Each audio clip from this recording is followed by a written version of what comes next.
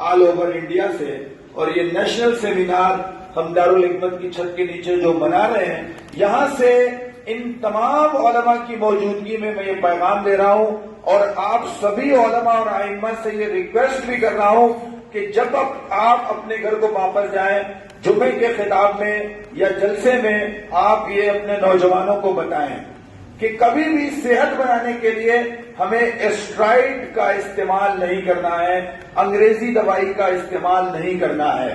کیا کرتے ہیں کہ کچھ دوسرے نوجوان رائے دیتے ہیں کہ تم بڑے دبلے پتلے ہو، تمہاری صحت نہیں بن رہی ہے، اور صحت بنانے کے لیے، صحت بنانے کے نام پر یا تو شراب پینے کے لیے کہتے ہیں، جو کہ بہت مضر اور نقصان دہ ہے، ہر حال میں شراب پی اور ہر حال میں شراب سے نقصان ہی۔ دوسرا رائے یہ دیتے ہیں کہ آپ اگر صحت بنانا چاہتے ہیں تو پھر آپ 3 دوائیاں کھائیے جو بڑی مشہور ہیں اور لوگوں کو بہکا کر کے، برگلا کر کے اس کا عادی بنایا جاتا ہے۔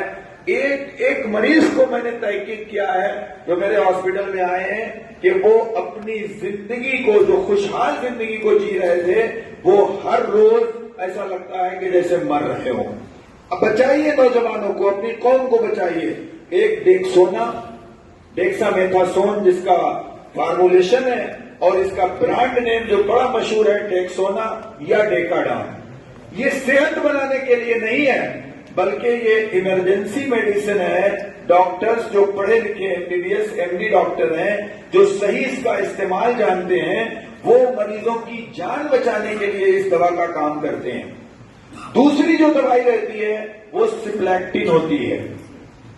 اس کا کام ہوتا ہے کہ وہ خون میں اس طرح کے معاملات پیدا کر دیتی ہے کہ لوگوں کو خوب بھوک لگنے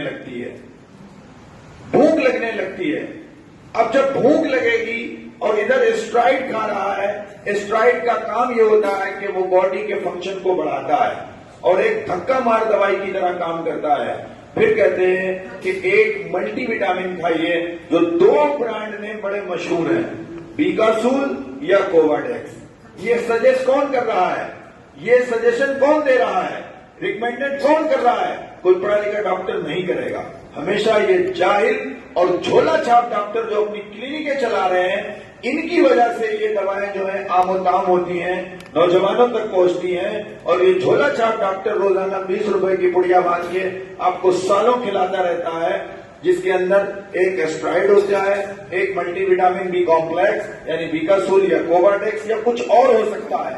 اسی طرح ایک سپلیکٹن یا کوئی اور ہیپٹیڈن سے بنی ہوئی جو دوائیں ہوتی ہیں، ان میں سے کوئی ہو سکتا ہے۔